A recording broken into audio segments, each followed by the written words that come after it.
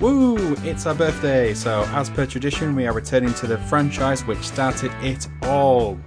On today's episode of that song from that movie.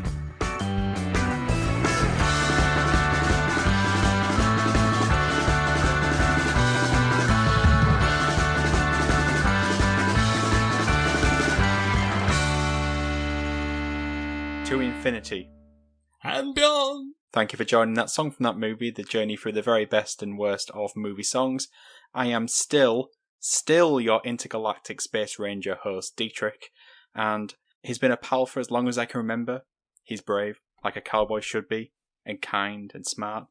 But the thing that makes him special is he'll never give up on you. Ever. He'll be there for you, no matter what. Alex.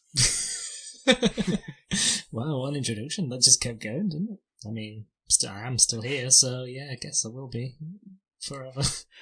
Don't sound too happy about that, Alex. Okay. And I told you, stay out of my butt, Ben. Well, yeah, I'm going to be there forever as well, D. A welcome guest.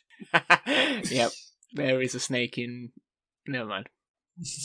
Move on. I thought you were going to kind of go for a keep Ben's name out of your butt or something there. Keep Ben's name out of my butt! Topical. Is that our first Oscars reference? Yes.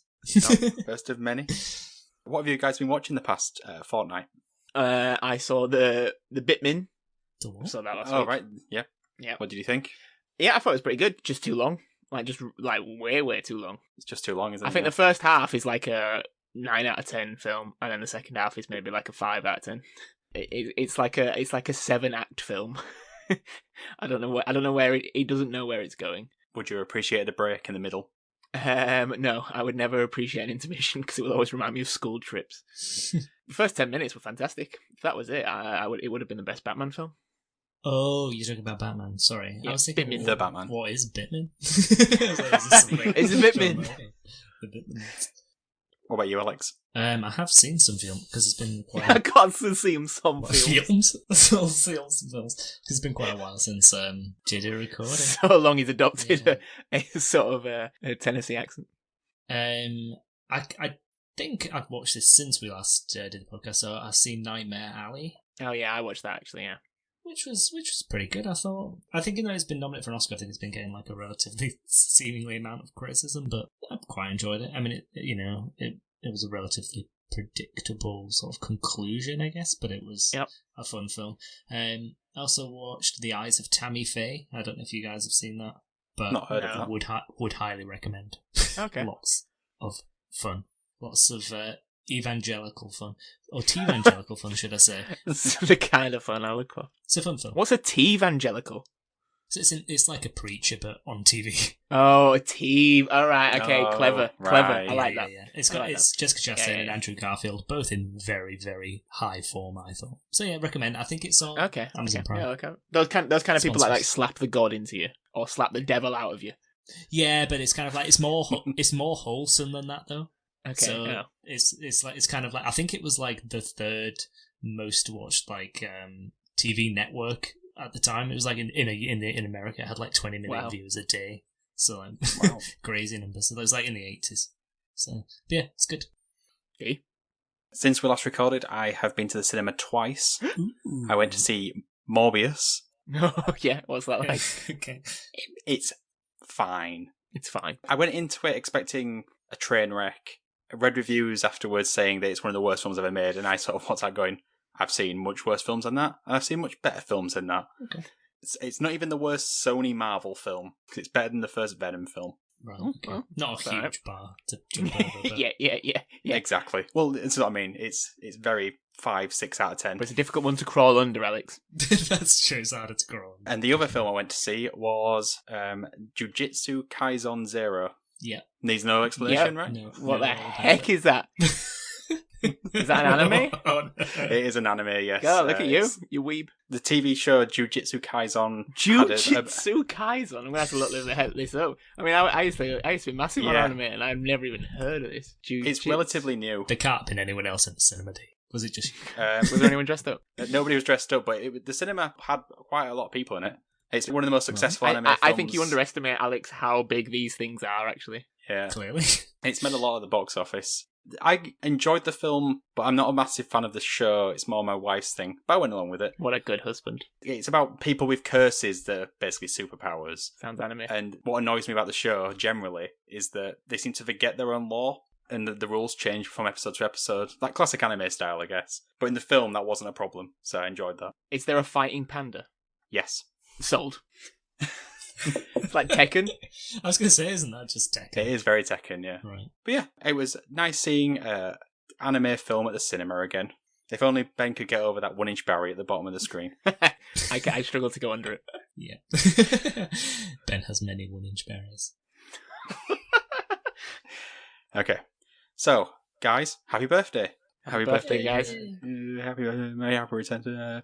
Our first ever episode was Toy Story, and we returned to the franchise for our first birthday, so it's only right we dip into the toy box again for our second birthday. Ooh. And then not for the third. We will not do anything for the third. Because there's no more Toy Story films. At least 2 more by the time we do that. Yeah, and there's the shorts as well. Don't forget about the shorts. Yeah. I don't have as much problem about Buzz Lightyear, I'll say that right now.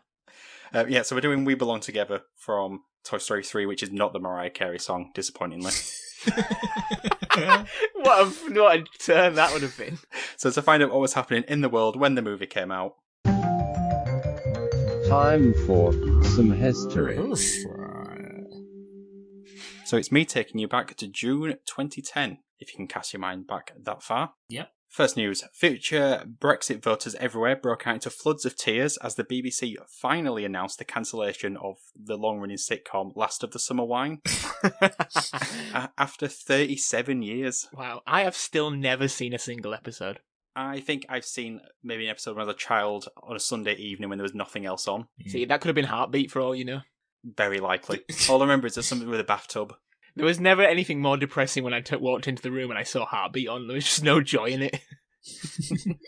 My parents were like recently watching Heartbeat, like they were catching back up on Heartbeat, and it had been going for like 50 binging years. Heartbeat is a brand new sentence.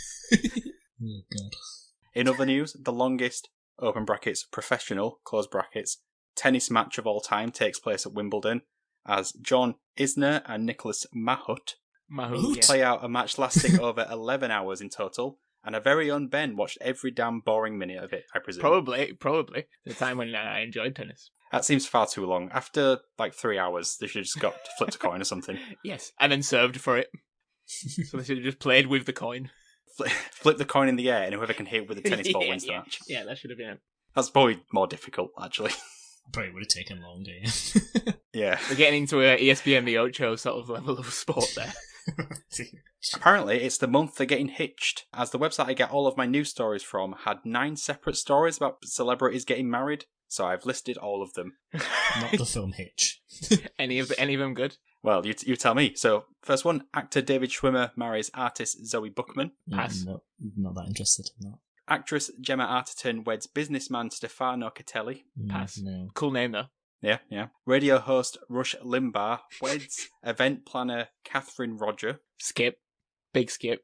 Actor Harrison Ford weds actress Callista Flockhart. Passable. Bit of star power on that one. Okay, no. Saw that on Hello magazine, yeah. Crown Princess of Sweden Victoria weds personal trainer Daniel Westling. I mean, he's done well, hasn't he? Yeah. Punching, yeah. Literally.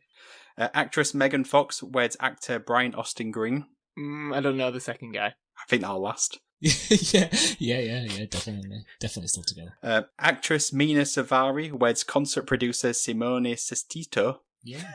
I think you're just making up names now, dude. I could be, just making noises. Hairstylist to the stars Janine Jarman weds sales executive Matthew Walcott. You're Jarman? You are making these up. And 4-time women's champion Michelle McCool weds 7-time heavyweight champion, no, 6-time tag team champion, 15-time Slammy Award winner, and now WWE Hall of Famer, The Undertaker, Mark Calloway. What's a slammy? What? Oh, Ben. I should go up on stage and slap you in the face. No, let's not. No. We already have yet to talk about Toy Story. We're 12 minutes in. It's the wrestling wrestling version of the Oscars. What's a slammy? Come on, then. Yeah, and I was risking a door being blown open by asking that question. And finally, it's June, so it's blockbuster season at the cinema. So along with what we're talking about today came out The A-Team, Yeah. the Karate Kid remake, Yeah. Jonah Hex, Don't know what that is. Twilight Saga Eclipse, Okay. Which one's that? Is like number 2 or Is that 3? 3? I think that's 3, is it? They've got lots of songs in it though. it probably does, yes. And of course, the number one movie of the month, to very little surprise, was Disney and Pixar's Toy Story 3. Toy Story 3 is the third installment of Pixar's Toy Story franchise, which this time sees Woody, Buzz and the rest of the gang are mistakenly delivered to a daycare centre. Woody convinces the other toys that they were not dumped by Andy, who is soon to be departing to college, and leads our toy heroes on an expedition back home, where they, spoilers, are very promptly dumped by Andy. So this is an incredibly popular film, and we'll go into how popular it is in a bit. But before we do that, guys, what do you think of this movie? Yeah, it's a good film. It's a good film. Next, we've got places to be, people to see. It's a great film, and I think it's the perfect ending for the trilogy, like especially thematically. I think we spoke a lot about Toy Story on the other 2 episodes, so I'm not going to go into any old ground necessarily, but I think they really managed to tie everything together that had been built in the first 2 perfectly. I don't think it's a perfect film. I think a lot of people will jump and say that the third one is the best one, Ben, but I actually think it's the weakest of the original trilogy. I think it falls back a bit too much on previous gags, things like the Space Ranger Buzz malarkey, and it all gets a bit like, oh yeah, but we've seen this in the first 2. I think there's like a lot of pandering in this one to things that happened previously. A lot of just like sassy asides from the characters such as Ham, Mr. Potato Head, etc. And it's just like it becomes a bit much in this one because they introduce more sassy characters when we go to Bonnie's house, and it's like there's just too much sass in this one. There's a couple of what I've described as icky jokes about Ken in this film, but I mean we could have to talk about Ken being a magnificent introduction and probably the best character in this entire film, which I think goes without saying. But I'll say it anyway. But there are a couple of like that doesn't, especially when you've seen it so many times recently as I have, that I just like, yeah, maybe they shouldn't have done that joke. How many times do you think you've seen it recently? Oh God! If you had to put a number on it, would like if we're talking like just like sections of the film, in the hundreds. Wow. I think if you're talking about the full film, probably in pieces, maybe like definitely over 20 in the last year, probably more. Committed. Usually his favourite is the first and second. His favourites are the first and second one, and I have to agree that they are the best 2. I'd be shocked if he was watching the ending of this film over and over again. Well, yeah. But I think it does what all great trilogy closing films should aim for, and that's to leave the audience satisfied. Because I do think like you get everything you want from this film, even though I don't think it's perfect. I think they just did a really great job of bringing it round, because it had been quite a long time since the second one, and I think it was, what is it, 15 years? No, it wasn't that long. It's not far, because the second one's what, 96 or so? 99. Oh, The second okay, one's so 99. it's like 12 years. 11 years, yeah. 11 years. Yeah. But I think it is good. Yeah, I'd be interested to see hear what you guys think. I do agree that I think my love for this film comes from the ending of this film. And it's like a bit like what Alex says. It's the bow that's on it. Like, it's just so perfectly done. It ends it in such a perfect way. Yes, that's why I hate Toy Story 4. I think Toy Story 2 is a good film. Like, a very good film. But I think 3 is still miles better. I think over time, I think 1 is now the best, but I think partly that's because Toy Story 4 has ruined Toy Story 3 for me, because it is no longer the bow on the end. Or at least it was a bow, and then some other kids come over and ripped it open, and decided to stick more things in, and then realised, oh crap, the box is too big now. The wrapping paper doesn't fit, and so it kind of looks a bit messy. That's what's annoying to me, but I still think this film is one of my favourite films. Like I say, I remember getting home and feeling this really weird, strange feeling that I felt like I hadn't played with my toys enough. I was like, what the hell are you doing, Ben? You're 20 years old. Go to bed. But I just remember, like, I was like, wow, that's just really good filmmaking to make you think that. What toy did you pack for college later on? I had so few toys growing up. I was not a toy kid. I think most of them I used to just throw on the washing line at your house, Alex. Yes. I mean, I've got to agree that it's a great film. I mean, whereas, like, I guess the film is, I don't know, burnt into the back of Alex's eyelids. I've only ever seen Toy Story 3 twice. Wow. with the first time being the notable one because it was the first official date I had with my now wife. It was indeed. It went pretty well. I Yes. think, Seminal seeing as we are film. still together now. Obviously, it did mean that I had to like fight back any tears during like the incinerator scene because I had to look super macho on a first date. Like, as much as I champion men showing their emotions and allowing themselves to be vulnerable, even I can say that if you were crying on a first date, you ain't getting a second date, are you? Well, we'll never know. Maybe you would have. We'll never know. They do those stakes so well, though, don't they? I must say. Like, I know the characters are going to make it because it's a kid's film, but they do linger on that moment really well. And it doesn't feel like it's just a sort of a heart in your mouth, like a danger moment. It's quite soft, with them all looking at each other, and it's quite somber and almost melancholic. I just think that's very, very rare, actually. Yeah, and what it does really well is that it really does make you appreciate, without saying it or showing you it, how far we have come as an audience with these like bits of, well, CGI plastic that everyone has like this emotional connection to. Like a lesser film probably would have started having like flashbacks to when we first met them and the different adventures they'd had whilst they were slowly moving towards the pit of that incinerator. Mm-hmm. It's just how well crafted these movies are. Just to jump off what you two said, I think the first one's the best one. Yeah, and I would say each one is not as good as the one that precedes it. Yeah, I would say that as well. I don't get angry at anyone saying any of them are particularly their favourite. Yeah, I think that's fair. I would just get angry at them if anyone said that any of them were a bad film, apart from Fourth. I don't think up until recently I would have even really been able to choose one, because my memory of them is all together as the three, I guess, from my memory from 10 years ago. But I think like when I've watched all three of them repeatedly over and over, you start to like notice things that maybe you wouldn't notice otherwise, and you fixate on stuff more, and actually you feel like, well, which film can I actually tolerate the most when I've seen it 50 times? And actually the first and the second ones are the ones that you can do that more with. I think it's probably because the third one, to me, relies a little bit on what came before. Not in a bad way, because of like, obviously you can't distance yourself from those two films because they wouldn't have been the success and the perfect conclusion that it is. But yeah, I think it's just slightly weaker. But there's not a lot in it because it's still a really fun film. I think they do well though to have them. The stories are themselves though. That they wasn't planned from the start, was it? It's like The Lord of the Rings or something like that, which is a trilogy of films that. It's one story. This is a different story every time. It's compact and compartmentalized so that you can enjoy them separately. Yeah, that's true. I mean, is this the best trilogy? Is this the best trilogy? I know a lot of people do love The Lord of the Rings or the original Star Wars trilogy. Back to the Future. Well, Back to the Future 3 is not. I don't really like that one. But I don't know. I just think it has to be up there. 100% the conversation. I know people denounce animation a bit, but yeah, it's got to be top 3.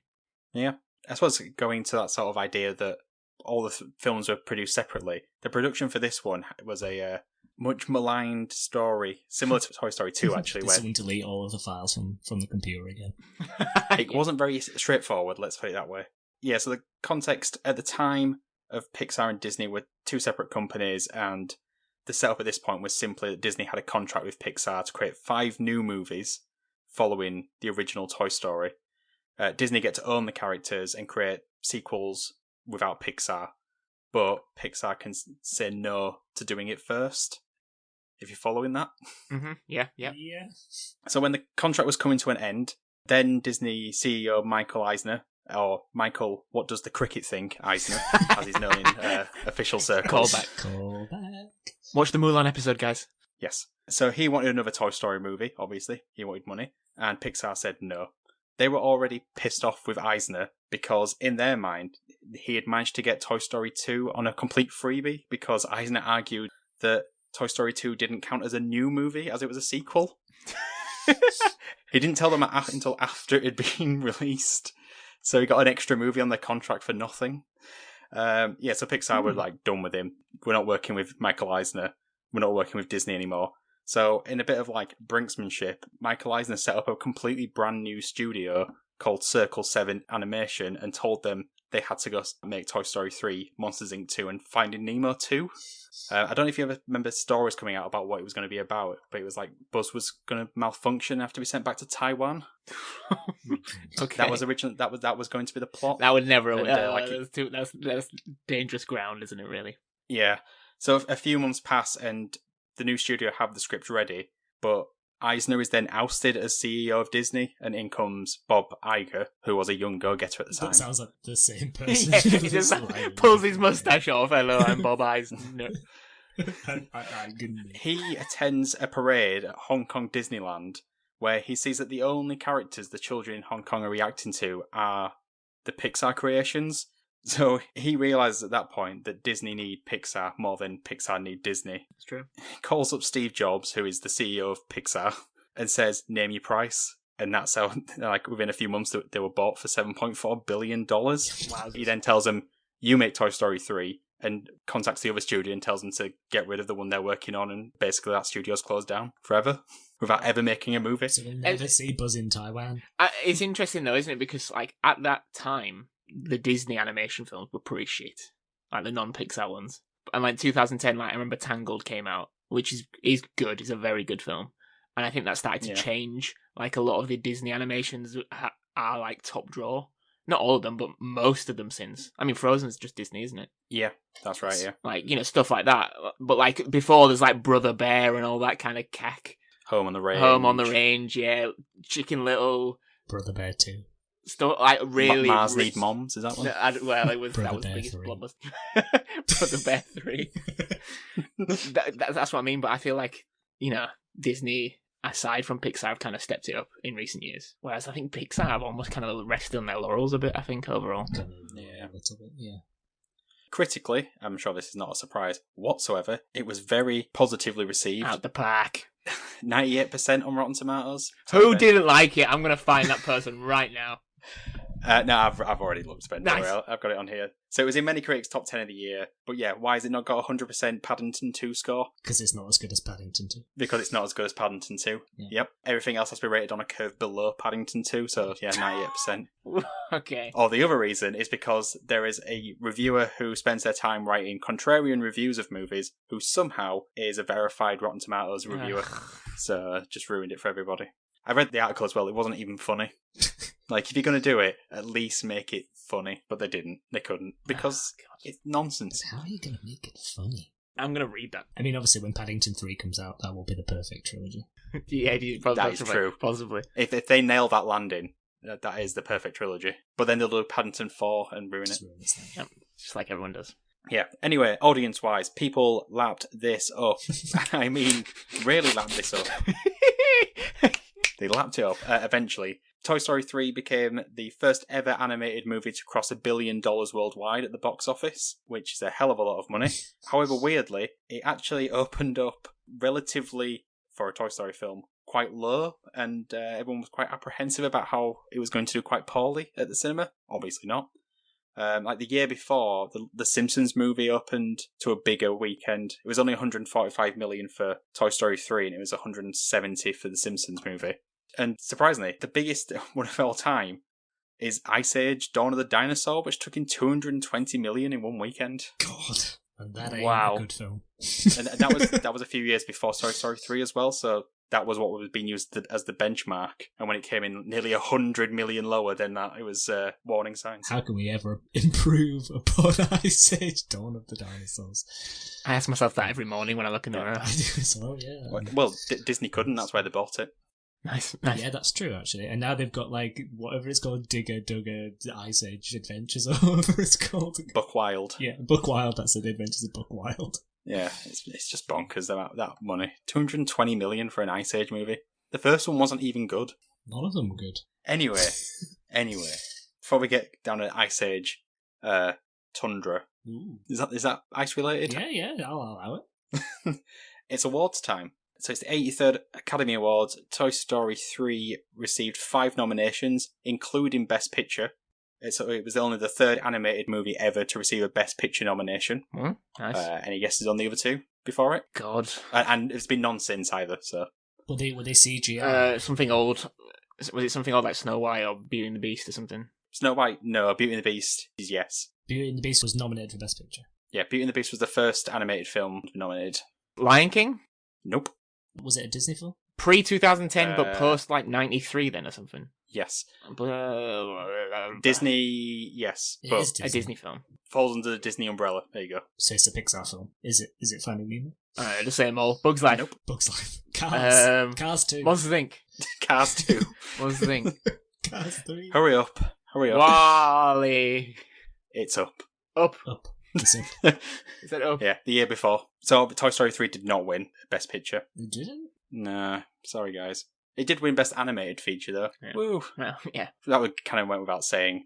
And it also won another Oscar for some mystery category. Best. Maybe we'll come back to that in the future.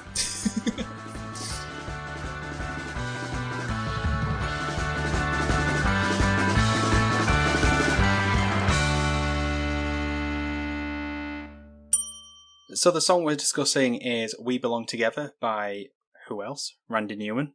So it plays out, if my memory serves, and I hope it does, towards the end of the film, kind of either in or on the credits. It's sort of a montage wrapping up various little B plots and characters' futures. I can confirm it's definitely is in the credits. Yeah. I am right in thinking There is a it's montage. like, Yeah, there's like I think it is it the first two films, and definitely the second one has like bloopers. yeah. This one doesn't have a bloopers. It has like montage scenes with the song playing. Yeah, because like, if my memory serves, Zurg is given to the daycare centre, and then there's like a weird joke about Ken. Like a girl. Yeah. Yeah, writing like a girl. Yes. And it's like, yeah, oh, that's one okay. of the jokes I was referencing earlier. It's really like, this isn't okay, but... I think if they had the time again, they might have gone for a different joke there. Yup. So, what do you guys think of this song? The scene, if you want to speak about that bit of homophobia. Go! I really like this song, actually, but I think like the first two songs, especially the first one, obviously, did not win. I can't even remember if it was nominated, the You've Got a Friend, but it definitely did not win. I think it was. It definitely didn't win. Yeah, it's right. It lost to Colours of the Wind. Oh, that's right. Oh, well, yeah, deserving. Which I think we were all kind of like, yeah, fair. And then the one from Toy Story 2 lost to You'll Always Be in My Heart from Tarzan. Oh, okay, so fair enough. Again, You'll Be in My Heart. Yeah, also fair. also a great song. But like, so so this one kind of maybe doesn't stand up against them, but I think it really captures like the celebration of everything that has been kind of achieved over the three films, and it's like it leaves you with a very warm feeling. I think you have that like kind of like really perfect instrumental outro of the score in the final scene of the film where they're all sat on the porch, and it's like magical. But then it kind of goes into then like, well, let's all celebrate what we've all gone through with this story. And there are some funny bits in the final sequence. Let's not talk about the Ken, but there are some funny moments, and it does transition really well into the Spanish tango version of You've Got a Friend in Me, which is also Yes, it does. It's seamless, isn't it? During that montage, there is two, for me, properly laugh out loud moments. Obviously, the one I referenced at the beginning, the get out of my butt, Yes. which is hilarious. But also, it's one of the little aliens doing Shakespeare. yeah. Romeo. May I suggest Hamlet? Yeah, that's another sassy joke there for you. What about you, Ben? I think this is a backup song. I do agree it's a celebratory song.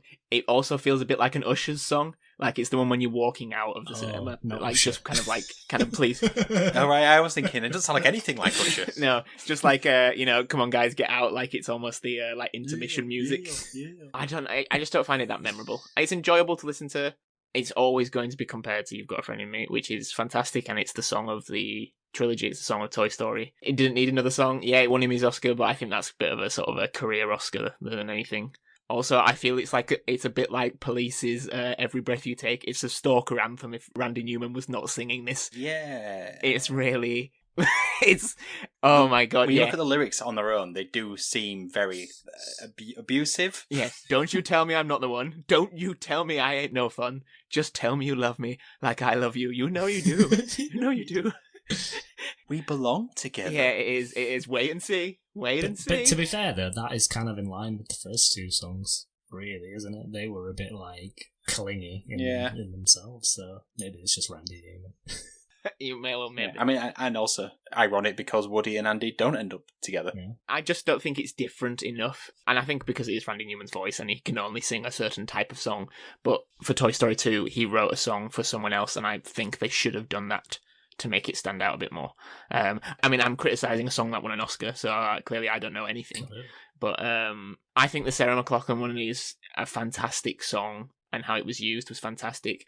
And as we've said on this podcast before, I just find songs that are in credits just throwaways. I just find them lazy. That's fair. Yeah, I'm not a big fan of this song. I get it sort of fits in the film, but only in the sense that it sounds like a Toy Story song. Melodically, it sounds like a Toy Story song, but the actual song itself, it's a chore to get through, I think, is the way I'd describe it. All I'd say to both of you is once you've heard it several thousand times, you'll probably appreciate it more. The 7,000 times, do you think you and that song belong together? Yeah. At what point in that crossroads, Alex, did you do that rather than this is going to be my, sort of funeral song? It's like that scene in How I Met Your Mother where they're listening to the Proclaimers, and it's like, don't worry, yes, it comes back around. Yeah, it comes back round. It comes back round, yeah. It's definitely like that. It's like, you start with like, oh yeah, this is fun. Oh my god, I've heard this way too many times. It's the worst song in the world, and then it comes back.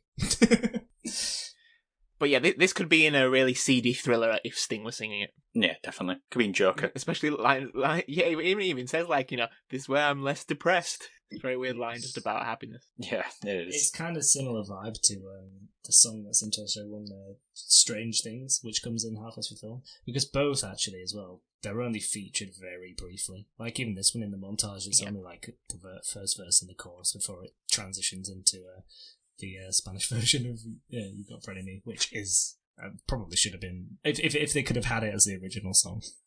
I think that would have also won the Oscar because it's amazing. Yes, yeah, probably. Yeah, I would have preferred probably or got more nostalgic enjoyment if it was just that at the end. But that scene where they're doing the tango together is amazing. Yeah. It's really incredibly animated as well. It's great. And yeah, it appeals to more of a global market. Sure. You don't talk about how good your relationship is and saying as long as we're together, I'm not depressed, because that's fragile. Good message for kids. Yeah. You have to buy both toys, kids, or else the other one's going to be depressed. So, as hinted at in the segment before, and outrightly said by Ben, We Belong Together brought home the Academy Award for Best Original Song. Randy Newman finally got that one. However, he didn't like the song. He didn't like the song. I'm with you there, Randy. You may have liked it, Alex. The Academy liked it. But yeah, Randy Newman, in interviews after winning the Oscar, downplayed the song and called it inconsequential and of little impact to him, especially compared to his previous other works. From reading into why he seems to just completely downplay it, and in more recent interviews has sort of just said it's one of his worst songs he's ever written, it's because, possibly, he did the movie's score.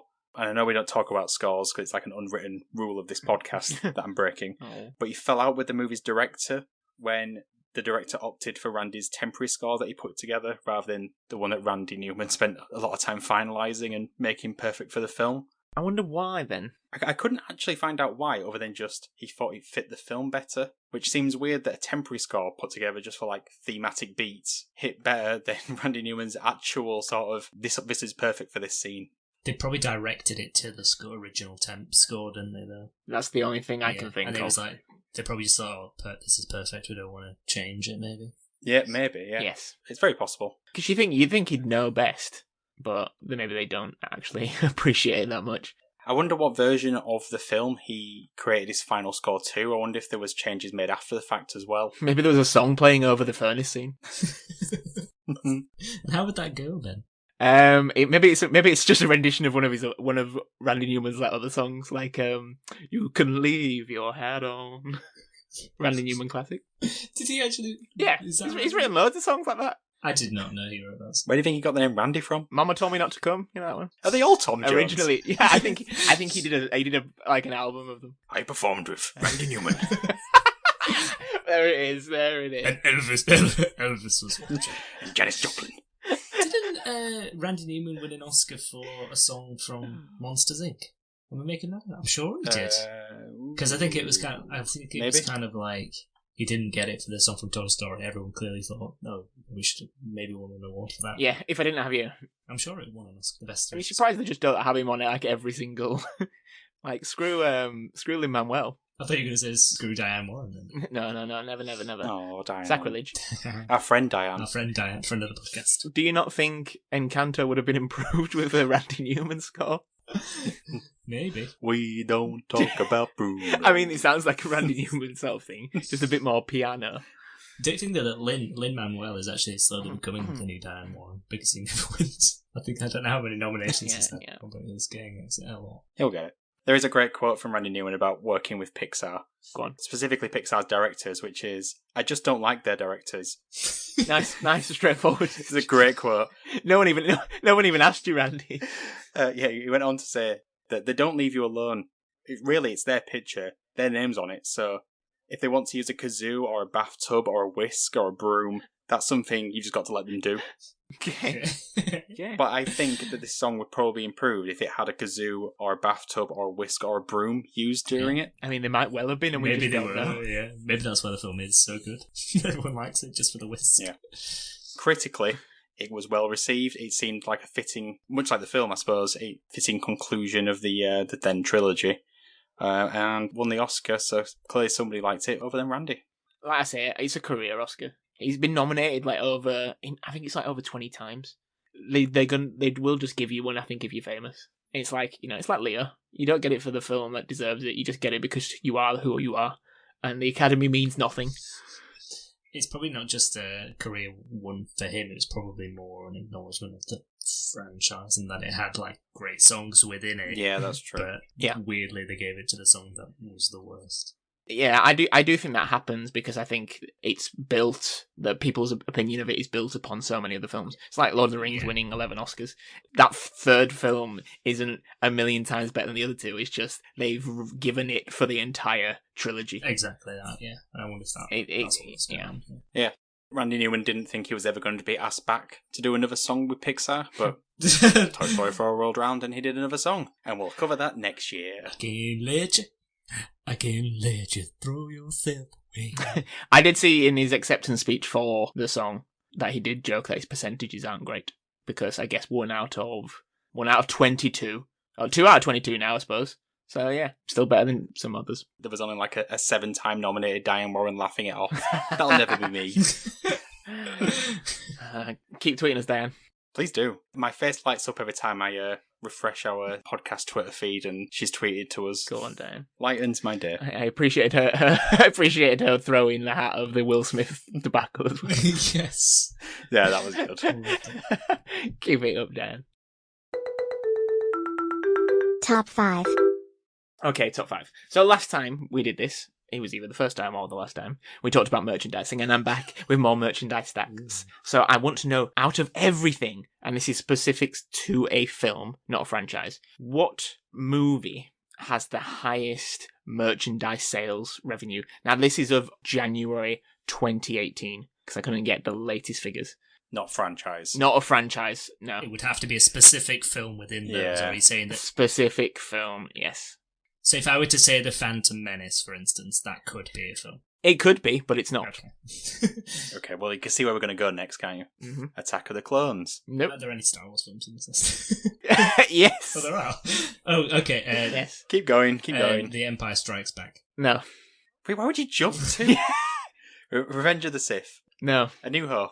Yes, there you go. Number 1, the most merchandise sales ever for a film, apparently. Any more Star Wars? George Lucas did that. George Lucas did that very, very good deal, didn't he? Where he gave up a lot of influence of the film to keep the merchandise rights. Made all that sweet, sweet dollar. But that's why he didn't direct the other 2 films, wasn't it? Because he was in a legal battle. Frozen. Frozen, yes, is number 4. Yeah. Toy Story. Number 3. Toy Story 1 is number 3. Oh God! You're doing well. Doing well. Are there any I suppose maybe there won't be an individual Harry. Well, Harry Potter and the Philosopher's Stone. Harry Potter and the Philosopher's Stone, yes, is number 4. Did you say number 4 for Smells? No, wait. Sorry. Wait. Star Wars is number 1. Toy Story is number 3. Harry Potter, first one, is number 4, and Frozen is number 5. You're only missing 1. God. Now I think this one might be slightly harder, but makes sense. Ghostbusters. No. Is it another Disney film? I'm not telling you. Oh, okay. So yes. I was gonna. Well, I mean, my initial thought was presumably like one of the Marvel films, but I don't know if you can have like specific merch. Yeah, well, that's the thing. I think the highest ranked Marvel-based film is The Avengers. But this is also not as late as, like I guess the more recent Avengers films. It is animated. Hercules.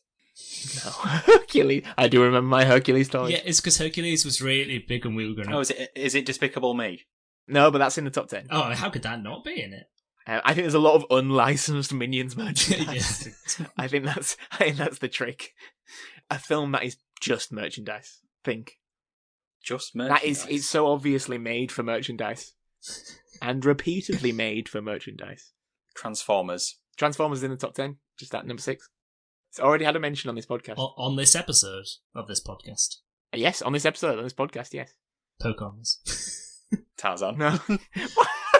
The second most. Oh, Cars, Yes. Oh, of course, yeah, it's a juggernaut, isn't it? Yeah, that's why they make so many films, because everyone needs that sweet, sweet Lightning McQueen. Well done, that's not too bad. Still doesn't explain the plot for Cars 2, though. I have never seen any of them other than first. You guys need to watch Cars 2. You just need to... Right, go on, try and explain it in one line for me. Unusual espionage, A plot. Okay, right, so that brings us on to movie or song. Should be straightforward. Alex, do you want to go first? Yeah, I don't think I need to explain why the movie would be. I would choose the film over the song. But you're going to. I'm not going to now. I'm not going to. So one vote for the song. Don't ask such stupid questions. 2 votes for the song. Okay. Well, I'll be the contrarian and pick the movie. Well, you got one thing right there. No, well, we already established in this episode that a contrarian review of the movie is to say it's bad. Yes, true. You did give Morbius a slightly more positive review. That was your contrarian moment for the day. So yeah, movie wins. That brings us to the end of another episode of That Song from That Movie. Let us know which one you think is better, the movie or the song, on our Twitter. But Alex, what is our Twitter handle? TSF DM Pod. Thank you. So you can help the podcast in many ways. One of those ways is by sharing it on a random subreddit. Ben, what random subreddit should the viewers pick this week? Oh gosh, the Jujutsu Kaisen, whatever it's called, subreddit. I bet that's well popular. Yeah, I think it is huge. That subreddit. I mean, it's Reddit and an anime. Come on. Yeah, true. So that's a good place to post it. Or just Jujutsu subreddit. Yeah, go with that one. It would get buried if it was on the Jujutsu Kaisen subreddit. Is there a song from that film? Is it a Randy Newman song? There was a song, actually. Yeah, there was. Jujutsu Kaisen. Big panda person, gonna punch your cursor. Was that the theme song to Kung Fu Panda? All the way to the Oscars. So you can help the podcast by signing up to our Patreon, buying our merch, and leaving us a review wherever you get your podcasts, including Spotify, iTunes, Apple Music, anywhere. Just get someone to listen by saying it's great. Give us 5 stars, like Ben has. Good too. So what's left now is do some goodbyes. So it's goodbye from myself, goodbye, and goodbye from Alex. In the words of Barbie, authority should derive from the consent of the governed, not from the threat of force. I hope that Putin's listening to this. Nice. And goodbye from Ben. At last, I'm going to get played with. So goodbye, everybody. Bye. Bye. Happy birthday to... Do it in a Randy Newman voice. Bon anniversaire.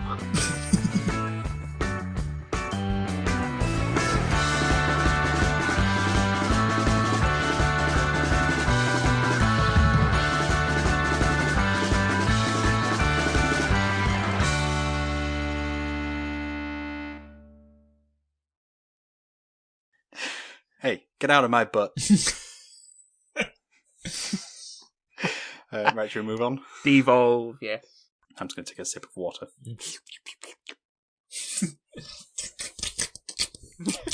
Sounded like some sort of lizard folk.